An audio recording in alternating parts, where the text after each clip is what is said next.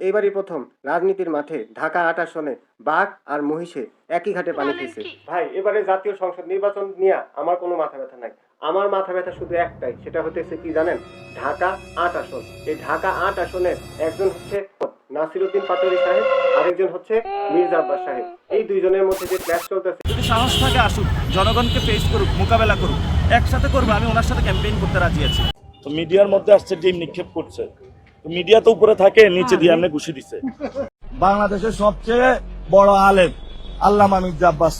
মির্জা আব্বাস সাহেবকে সেলুট জানাই, কারণ সে যে পরিমাণে ধৈর্য ধারণ করতেছে এবং এই ধৈর্যের পরীক্ষা দিতেছে। কারণ তার মতো একজন জাবজেল নেতা এতদিন যাবৎ ধৈর্য ধারণ কইরা যেসব কথা সহ্য করতেছে, যেসব কর্মকাণ্ড দেখতেছে, এটা তো আমাদের কাছে অনেক কিছু শিক্ষণীয় হয়ে আছে।